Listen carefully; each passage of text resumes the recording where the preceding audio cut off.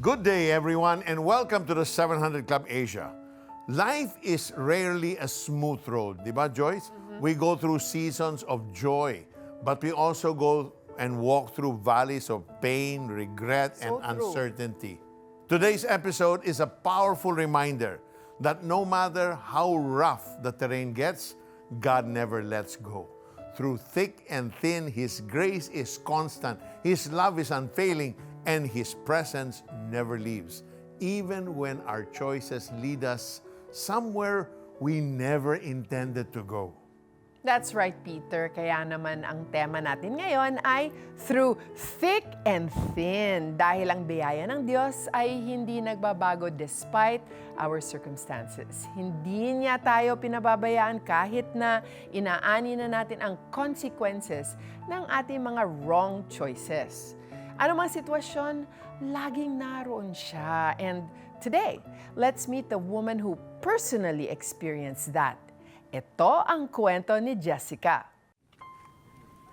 Isang masipag na katuwang ng kanyang asawa si Jessica. Ang kanyang kasipagan ay nagsimula pa noong siya'y bata pa. 9 years old po ako nung nagtinda ng ice candy. Dala ko yung gamit ko, dala ko yung tinda ko. Pag naman naisip ko na kumikita ako kahit ganun kalit na halaga, sa akin po, para makatulong sa magulang ko.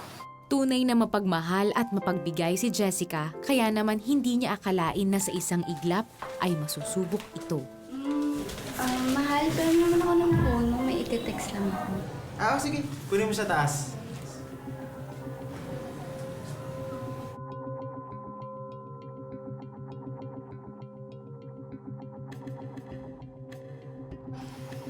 Nabasa ko na po na huwag ka nang mag-text, uwi na may bahay, I love you. Napakasakit. Mel, anong ibig sabihin nito? Ha? May pa-I love you pa kayo? Sino tong babae mo? Ang kapal ng mukha mo. Tinanong ko sarili ko, may pagkukulang ba ako? May pagkakamali ba ako? Ano pa ba ang kulang sa akin? Magkagayon man, isang pangyayari ang nagpagaan sa kalooban ni Jessica. Kwento po niya na talaga ay tumigil ng babae na gusto siyang makausap. Ang kagandahan din po dito kay Umel, inaamin po niya, nangin siya ng sorry, lumuhod po siya. Pinatawad ko po siya. Inisip ko pa rin sa sarili ko na alam ko, Lord, puro pagsubok to. Matapos din to.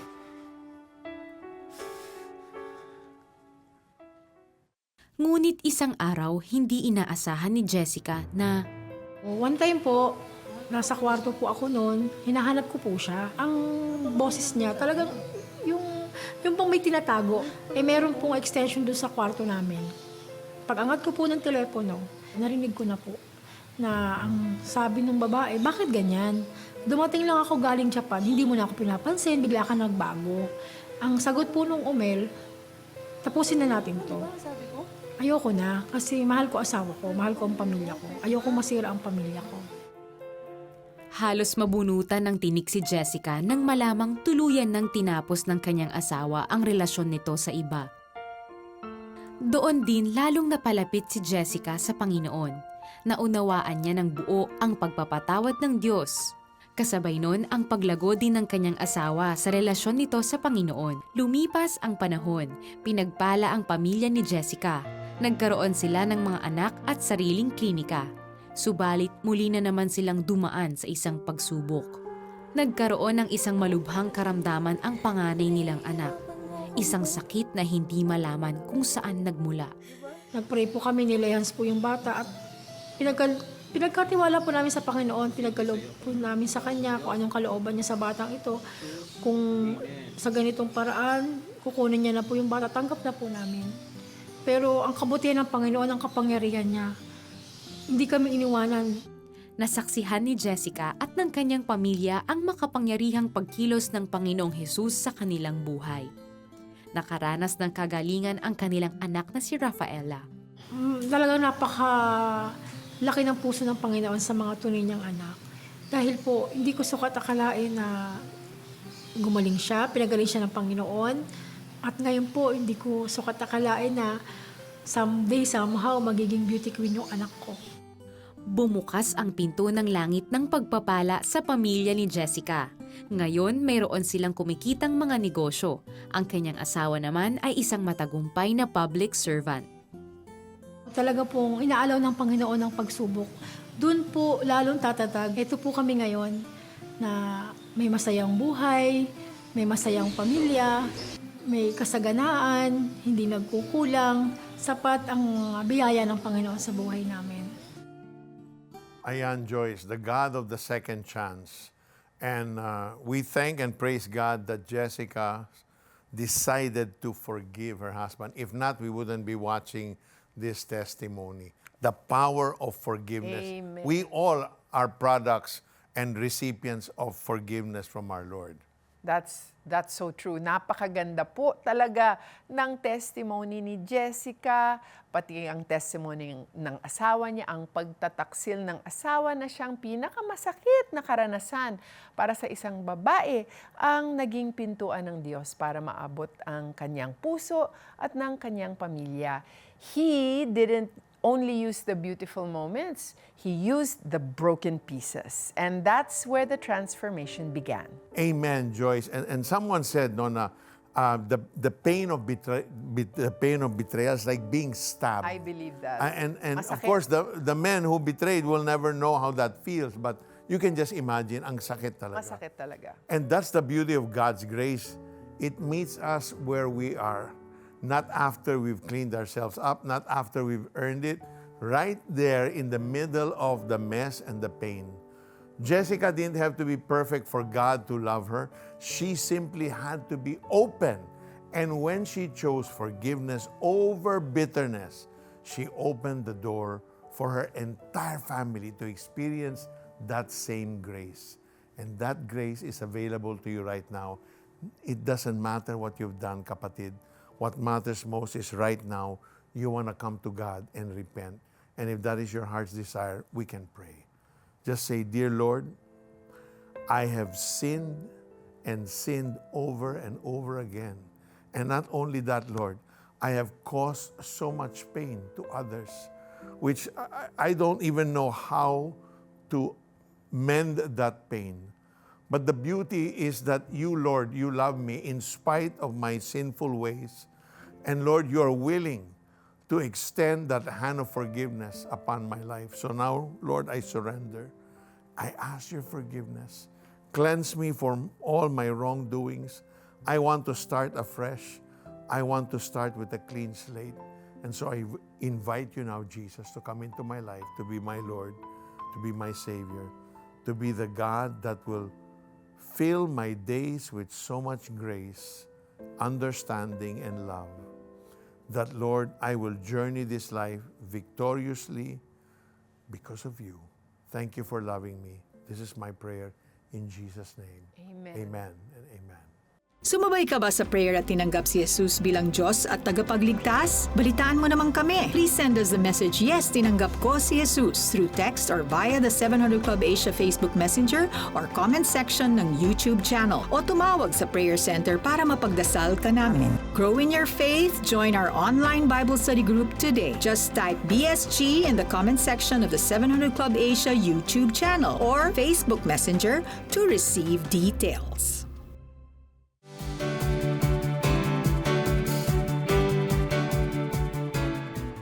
Ayan, Peter, we have online followers who posted their prayer requests on the Facebook page of the 700 Club Asia. And here are some of them. I just want to read. Si Maricel is praying for transformation and restoration sa kanyang pamilya. Si Eduardo naman is asking for wisdom for a difficult work decision. At ito naman si Norma is praying for the healing of her child. Kaya ipag-pray nating lahat sila. Yes, you can join me in this prayer.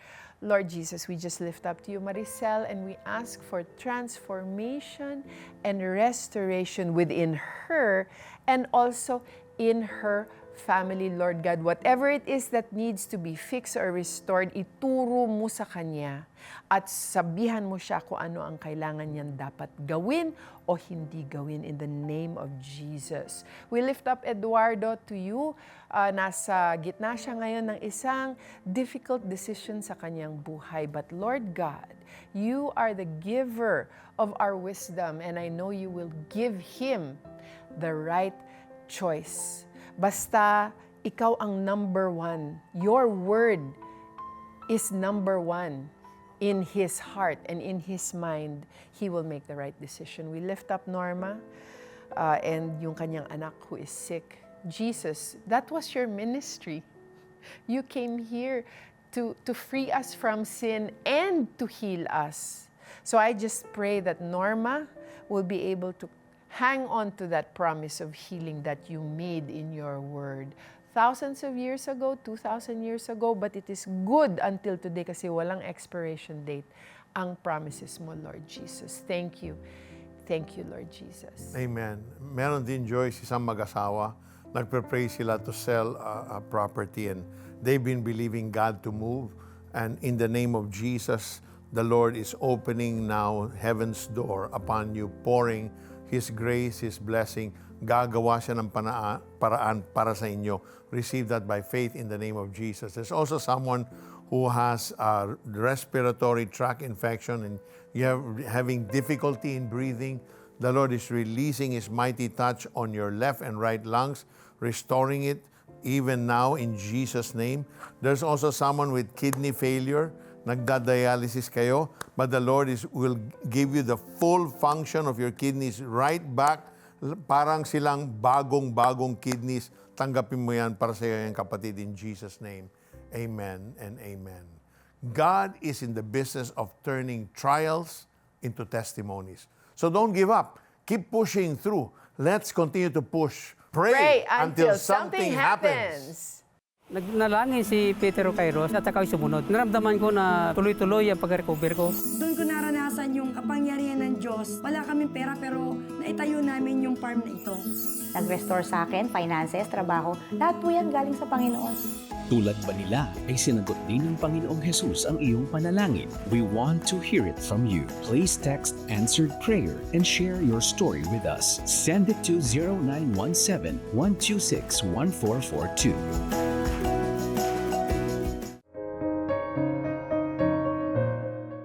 Di lahat ng preso nasa selda. Sa isang iglap, nawala siyang lahat. Diyos ang nasa cancer. Pero lahat ng bilanggo Daddy, tignan mo, pinag-pray tayo. pwedeng maging malaya. Gusto mo bang maging bahagi ng paghatid ng liwanag ng Panginoon sa mga naghahangad ng tunay na kalayaan? Sa bawat regalo mo sa CBN Asia, nakakarating ang Operation Blessing sa mga komunidad na sabik sa tulong. Patuloy mong napapanatiling on-air ang The 700 Club Asia at sinusuportahan mo ang 24/7 na paglilingkod ng ating prayer center. Isang tahanang bukas sa lahat ng nangangailangan ng panalangin at pagdamay. Bilang pasasalamat, makakatanggap ka ng streaming access ng Preso, Tampok ang kwento ni Wendell Tolibas, dating bilanggo na nakatagpo ng tunay na kalayaan kay Kristo kahit nasa loob ng piitan. Plus, ang discussion guide at Written in Stone Jesus of Nazareth upang mas mapalalim ang iyong pagninilay. Be a CBN Asia partner today.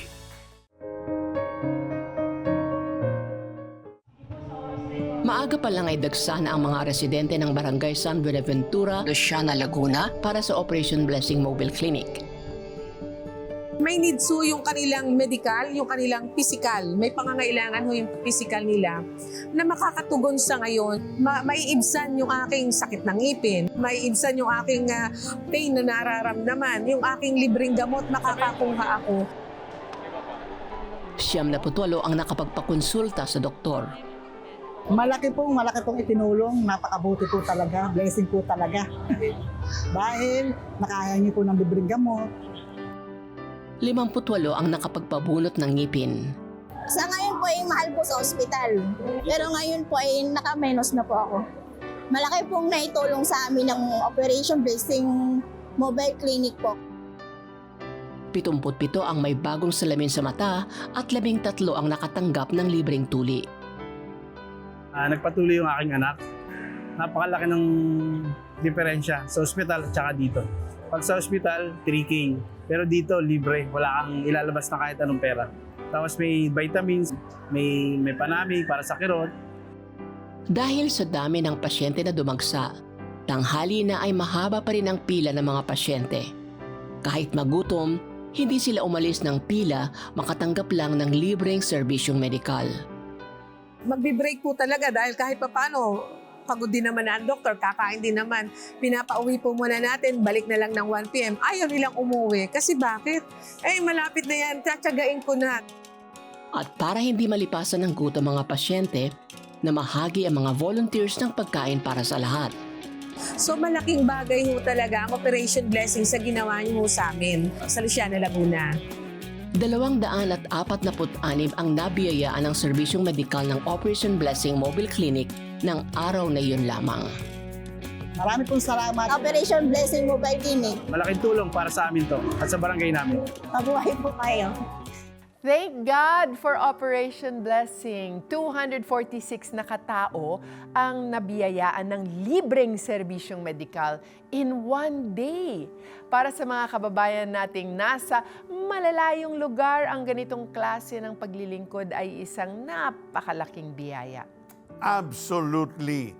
And this is what it looks like to be the hands and feet of Almighty God, going the extra mile to reach those who are often left behind. If you want to be part of how God is touching lives through Operation Blessing and CBN Asia, you can partner with us now. Paki-scan naman ng GCash QR code now on your screens and send us a screenshot via the 700 Club Asia Facebook Messenger so we can acknowledge your donation. Maraming salamat. Yes, ngayon naman kilalanin natin ang isang babaeng dumaan sa maraming trials tulad ng abandonment, abuse, and loss. Yet in every instance, she found God ready to receive her. This is the story of Leah. Maagang inako ni Leah ang responsibilidad sa kanilang tahanan. Nanay ko nung grade 5 ako, nag-abroad siya. So yung tatay ko kasi parang hindi niya natanggap na malayo yung nanay ko. So yung parang responsibility, naiwan lahat sa akin. Malugod sa puso ni Leah ang asikasuhin ang mga kapatid, ngunit bilang isang bata, ay naghahanap pa rin siya ng kalinga ng isang ina. Sobrang hirap. Sana nandiyan yung nanay ko. Yung parang pag-uwi ako ng school, sana may luto na. Tapos wala. Siyempre, ikaw na lang lahat ulit. Kaya't nang magdalaga, ay nag-asawa na agad si Leah imbes na sumunod sa kanyang ina sa ibang bansa. Ngunit ang kanyang buhay may asawa ay taliwas sa kanyang pinangarap. Hindi siya masyado nagtatrabaho eh. Tapos may mga bisyo din siya. Tapos nung nagka-baby na kayo, lalong humirap yung sitwasyon kasi may aalagaan na, may susuportahan.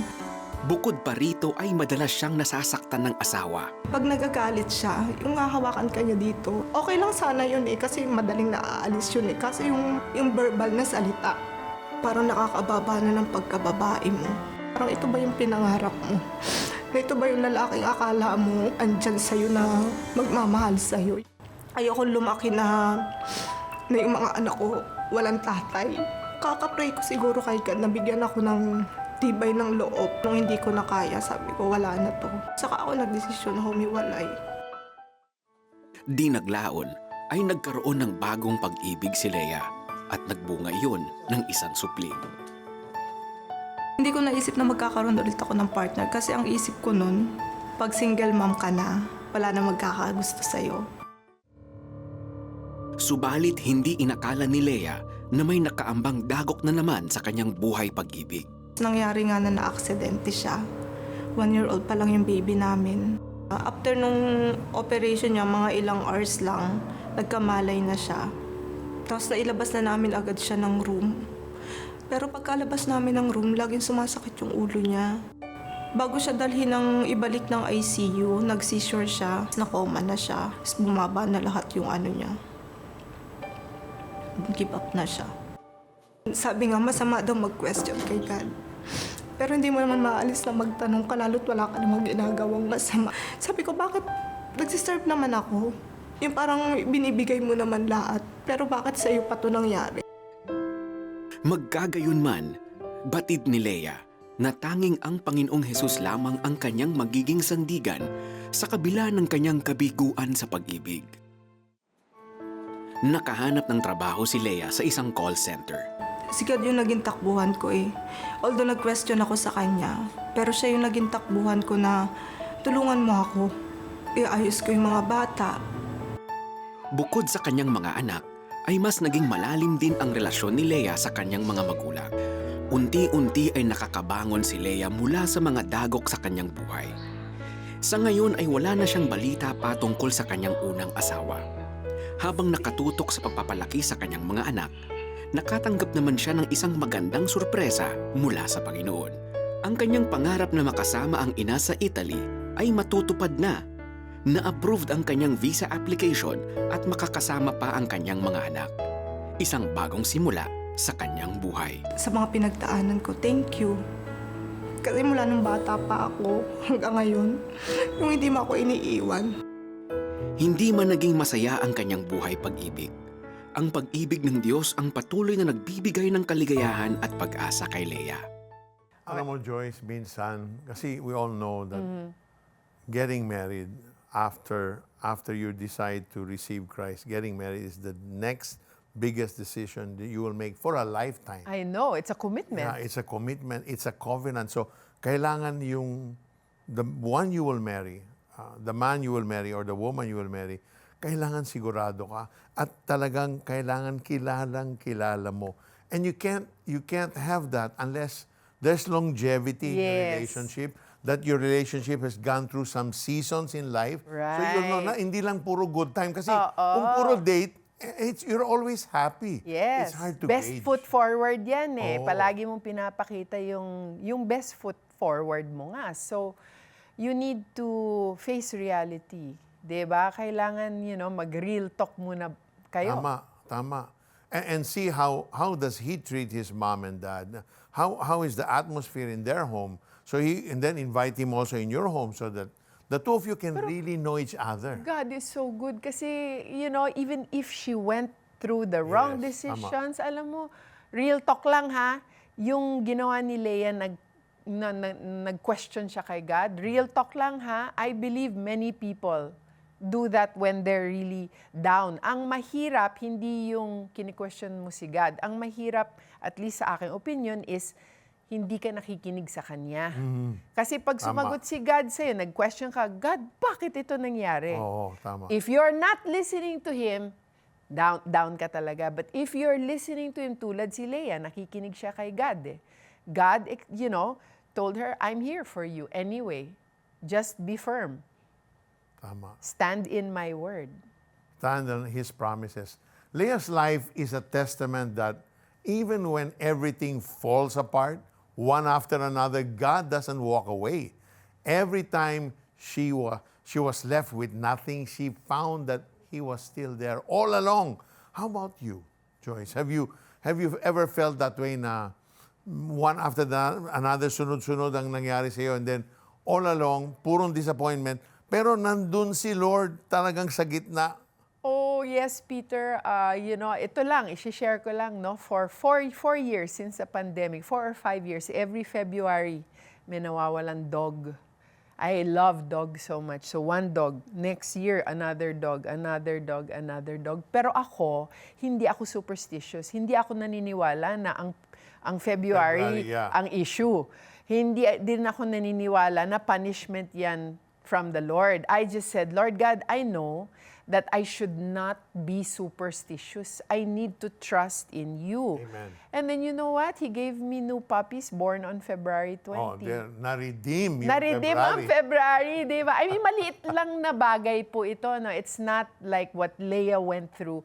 Pero we really need, when we go through crisis and we have, what story do you tell yourself? Di ba? Ano yung kwento mo? Ay, may namamatay every February, malas, mga ganyan. No, that story is wrong.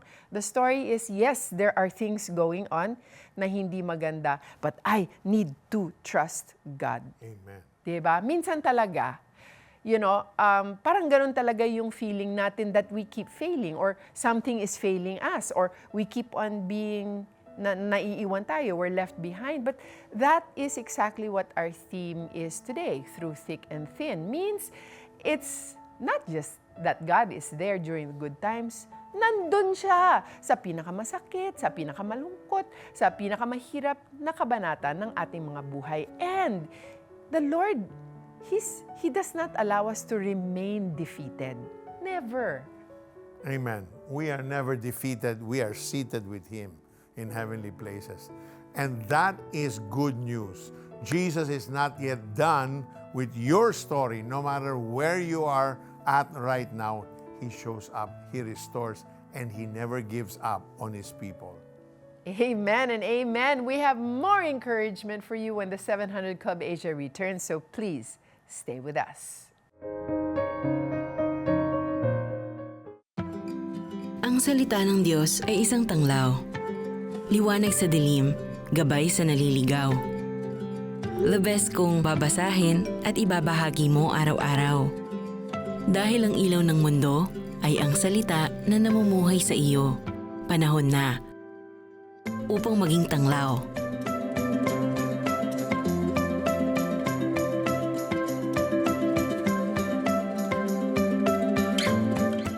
Blessing more people through CBN Asia is fast and easy using your GCash app. Just tap the QR button to scan CBN Asia's GCash QR code. Enter the amount you want to give. Tap Next, then Pay. Send a screenshot of your receipt to CBN Asia via Facebook Messenger or email partnership@cbnasia.org so we can acknowledge your donation. To make future donations faster, save CBN Asia as a favorite biller in your GCash app. Tap the bills icon, choose Add Biller, select CBN Asia, and enter your details. Then tap Save. Be God's hand of blessing. Give today. Sa laro ng buhay, Iniwan na tayo ng daddy mo! lahat tayo naghahangad ng tagumpay, ng kakampi sa bawat laban. May panahong panalo, minsan naman talo. Andrea! Di mo naman pala kayang panindigan yung mga pinapaniwalaan mo?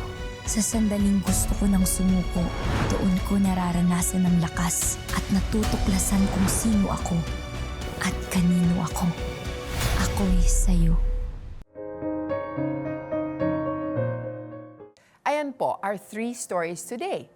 Jessica, the patients in Louisiana, and Leah show us that there is no situation too messy for God. There is no illness that He cannot heal. There is no heart too broken for Him to restore. Sa kabila ng ating mga maling desisyon sa buhay, maging sa gitna ng mahirap na sitwasyon, hindi niya tayo kailanman iiwan. And that's the promise we hold on to. Romans 8:38 and 39 reminds us, "For I am convinced that neither death nor life, neither angels nor demons, neither the present nor the future, nor any powers, neither height nor depth, nor anything else in all creation will be able to separate us from the love of God that is in Christ Jesus our Lord." Nothing, not infidelity, not illness, not abandonment, not grief can separate us from the love of God. Through thick and thin, He never lets go. Through thick and thin, His grace remains. So if you need prayer, or if you want to partner with us, or you would love to share your testimony, edi send us a message now on the 700 Club Asia's Facebook Messenger. You can also call the number on the screen and scan the CBN Asia QR code. May God bless you and keep you. May He make His face shine upon you and give you His everlasting peace. Bye! Ngayong Huwebes, mula sa pagiging black sheep hanggang sa pagtatayo ng sariling kolehiyo, paano nangyari yan sa buhay ni Alex? Huwebes, alas 12 ng gabi sa GMA.